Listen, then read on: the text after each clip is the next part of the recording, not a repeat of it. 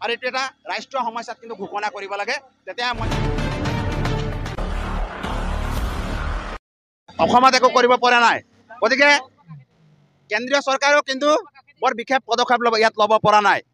গতিকে অসমৰ যি নেকি মুখ্যমন্ত্ৰী মহোদয় আছে, প্ৰধানমন্ত্ৰী ডাঙৰীয়াৰ লগত নতুবা ৰাষ্ট্ৰপতিৰ লগত কথাটো পাতক আৰু পাতি কৰি মেলি পেলাই ইয়াৰ কিন্তু এটা উচিত সমাধান দিয়ক। প্ৰত্যেকবাৰে আমাক ফূৰ্তি লগা নাই নদীৰ মাজত থাকি কৰি মেলি পেলাই আনন্দ কৰিবলৈ আৰু বাইট দিবলৈ আমাক ফূৰ্তি লগা নাই। আমি জীৱন মৰণ হতে যুঁজি আছোঁ। গতিকে এটা ইয়াৰ স্থায়ী সমাধান লাগে। স্থায়ী সমাধান হ'লে নিপকুৱে পানী কেতিয়া এৰিব লাগে, কোনটো সময়ত এৰিব লাগে, কিমান পানী থাকোঁতে এৰিব লাগে, এই গোটেইখিনি আচলতে ডাটাখিনি লওক। এই ডাটাখিনি সংগ্ৰহ কৰক।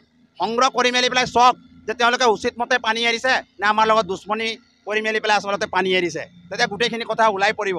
নাগালেণ্ডৰ লগত বহক। এনেওতো আমাৰ মন্ত্ৰী এম এল এবিলাক নাগালেণ্ডৰ MLA মিনিষ্টাৰৰ বা চিফ মিনিষ্টাৰৰ কথা কৈ থাকে। গতিকে এইটো বিষয় লৈ মেলি পেলাই কিয় নবহে? এইটো বিষয় লৈ মেলি পেলাই আচলতে বহিব লাগে। বহিলে আমাৰ সমাধান হ'ব। আৰু এইটো এটা ৰাষ্ট্ৰীয় সমস্যাত কিন্তু ঘোষণা কৰিব লাগে। তেতিয়া মই ভাবোঁ ইয়াৰ এটা উচিত সমাধান ওলাব।